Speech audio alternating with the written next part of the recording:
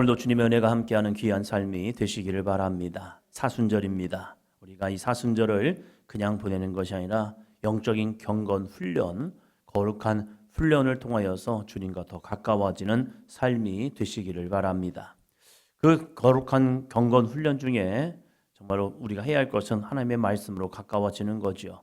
마태, 마가, 누가, 요한복음을 보면 예수님께서 어쩌면 유대인들을 향하여 어떠한 믿음의 삶을 살 것인가를 전해줬고, 그 사도행전은 이제 사도들이 어떻게 복음의 증거자가 되었는지를 전하고, 로마서는 왜 예수님이 복음 중에 복음이고 왜 예수님을 믿어야 하는지를 우리에게 논증했다면, 이제 고린도전서부터 시작되는 이 말씀들을 보면 초대교회 성도들, 초창기 그리스도인들이 세상 가운데 살던 이들, 특별히 이방인들이 예수 그리스도를 믿고 복음으로 들어와서 그들의 삶에서 변화가 주어집니다. 그전까지는 예수님을 알지 못하던 사람들이 예수님을 알았고 예수님을 믿음을 통하여서 삶이 변했어요. 그러나 이제 과거의 습관들이 있습니다. 그 습관들이 하루아침에 확 변하는 건 아닙니다. 점진적 성화를 이루게 되죠. 그럴 때에 되어지는 분쟁들, 여러 가지 문제들을 어떻게 해결할 것이냐. 바울이 이 고린도전서부터 시작되는 서신서를 보면 우리들에게 권면하는 것과 명령하는 것이 있습니다. 명령은 주님의 거룩한 뜻 가운데 명령하는 것이고, 권면이란 것은 그것을 할 수도 있고 하지 않을 수도 있습니다. 그래서 이 서신서를 쭉 보면서 그 시대적 상황과 여건들이 있습니다. 그리고 지금 우리가 살아가는 시대적 요구도 있습니다. 그러한 모습 속에서 우리가 어떻게 이 말씀을 받아들이고 이 말씀을 어떻게 적용시키는가는 이 시대를 사는 우리들의 거룩한 숙제이기도 합니다. 성경을 많이 알다 보면 그 아는 것이 오히려 스스로에게 독이 되는 경우도 있습니다. 그것은 말씀을 가지고 내가 이 말씀 저 말씀을 적용하여서 살다 보면 본질적인 것을 잃어버리게 되는 거예요. 그것이 예수님 당시의 바리새인들의 모습이기도 하죠. 그들은 철저한 율법주의라고 말했지만 그 율법이 요구하는 바 우리의 심령이 변화되는 것을 요구했는데, 그들은 육신의 삶을 살아가면서 마음은 잃어버리는 모습이 되어져 가고 있는 거죠. 교회들이 어느 순간에 역사가 전통이 세워집니다. 그 역사와 전통이 세워지면서 놓쳐버리는 것은 본질을 놓쳐버리고 있다는 거예요. 우리가 신앙생활을 오래 하다 보면 그 오래한 모습 속에서 자신들의 신앙에 경륜이 생기고 방법들이 생기죠. 그러나 이 경륜과 방법이 때로는 본질을 잃어버려서 나는 잘하고 있는 것 같지만 어느 순간에 주님의 향한 사랑을 놓쳐버린 경우가 있죠. 그래서 늘 우리는 깨어있고 하나님을 향한 사랑을 잃어버리지 않는 삶이 되시기를 바랍니다. 그래서 율법이 내 삶에 하나님을 사랑하는 도구가 되어야지, 율법이 어느 순간에 내 삶에 지탱하는 뿌리가 되면 안 된다는 거예요.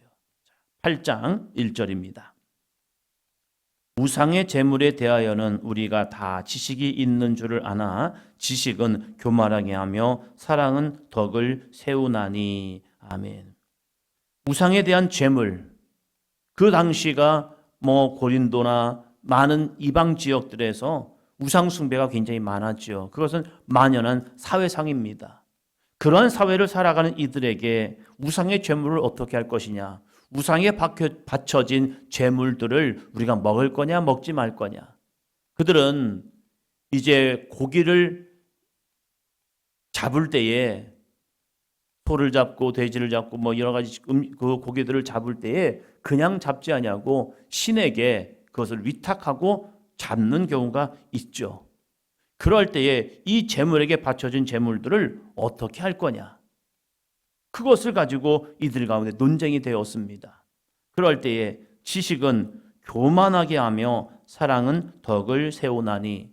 내가 아는 지식 가지고 이게 옳아 하면서 나가다 보면 그것이 때로는 교만이 되지만, 우리가 어떠한 것을 행할 때에 그 행함의 근간이 무엇이냐, 성도를 사랑하는 사랑, 그 사랑을 통하여서 우리가 하느냐 하지 않느냐, 이것을 선택이 되면 그것은 오히려 우리에게 덕을 세우는 도구가 된다는 거예요. 나는 이것을 알기 때문에 괜찮아 하면서 우리의 선택의 기준이 아니라 나를 바라보는 사람이든지 공동체의 선을 위해서 할 수 있음에도 불구하고 포기한다면 오히려 그것은 그 사람의 영적 덕이 돼라고 이야기하고 있죠.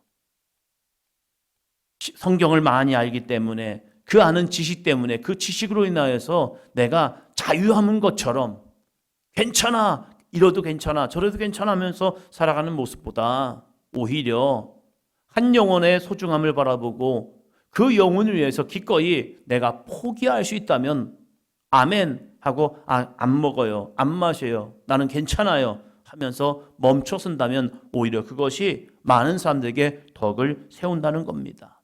어떻게 그럴 수 있습니까? 라고 말할 때에 3절은 이렇게 말합니다. 오늘의 말씀이기도 하죠.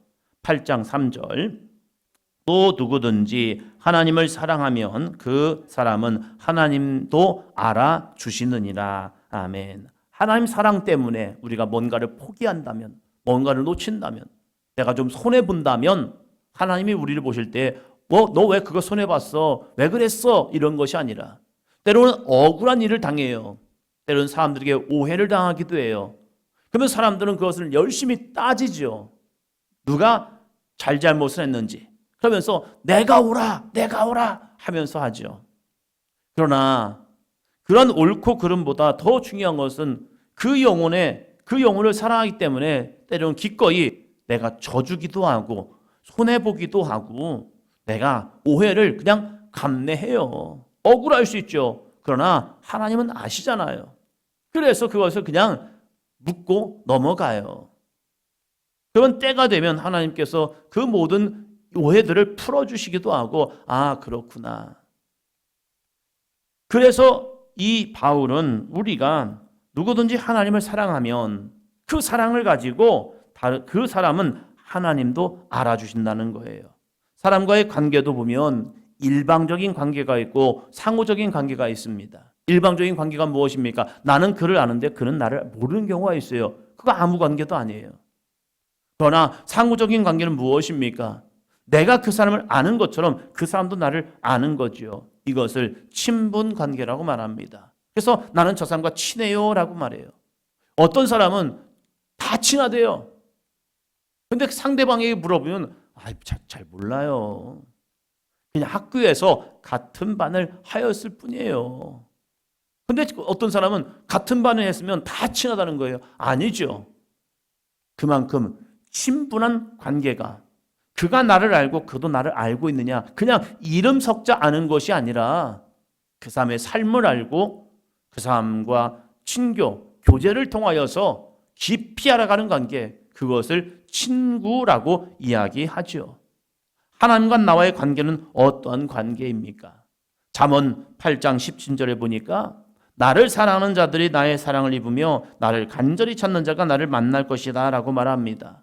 이 잠언서에서 두 가지 친분의 관계를 이야기하죠. 하나님을 진심으로 사랑하는 사람, 그 사람이 하나님의 사랑을 입는다고 말합니다.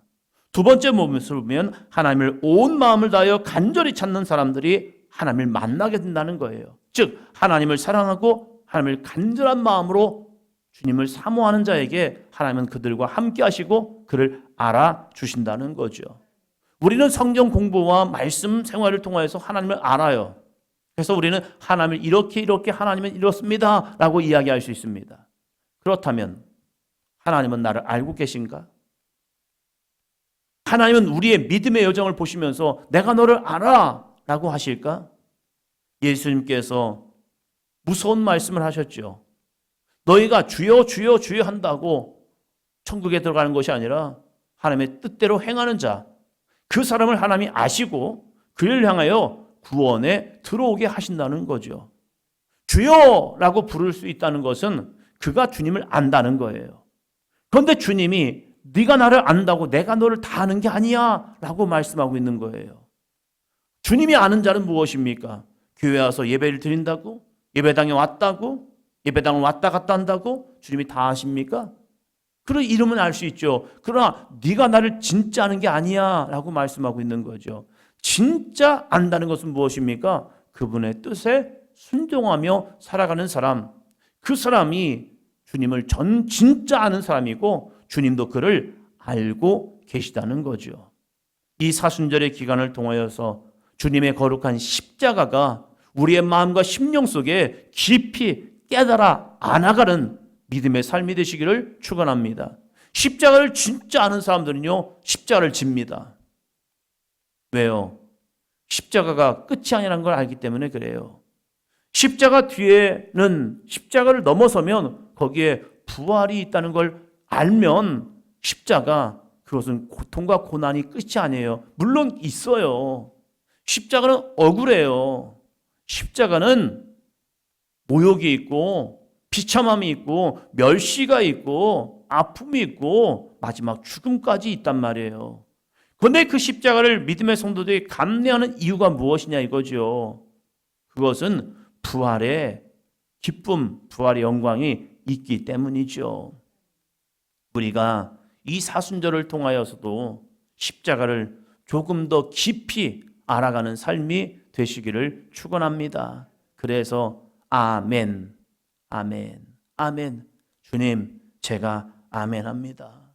그것은 내 힘과 능력이 아니라 주님의 은혜로서 내가 아멘할 때에 우리의 신앙이 정말로 예수님을 더욱더 닮아가는 우리의 생각과 우리의 말과 우리의 행동이 되어서 와, 정말로 예수님을 닮았어요. 우리 엄마를 보니까 예수님을 닮았어요. 우리 아빠를 닮으니까 예수님을 닮았어요. 우리의 모습을 보니까, 우리 장로님을 보니까, 우리 권사님을 보니까, 우리 집사님을 보니까 예수님을 닮았어요.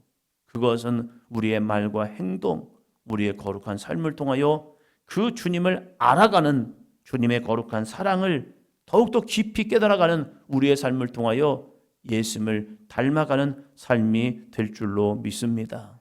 우리가 믿는 사람에게만 예수님의 사랑을 나누는 것이 아니라 정말로 하나님을 알고 하나님의 사랑을 깨닫고 우리가 나아감을 통하여서 이 땅에 주님의 거룩한 사랑을 전할 수 있는 삶이 되시기를 바랍니다. 이제 봄이 되면서 전도를 시작합니다. 사도행전교회가 이 지역 일대에 정말 아름다운 사랑을, 자그마한 사랑일지라도 그 사랑을 나눔을 통하여서 정말로 복음이신 예수 그리스도가 이 땅을 충만히 많은 삶이 되시기를 축원합니다.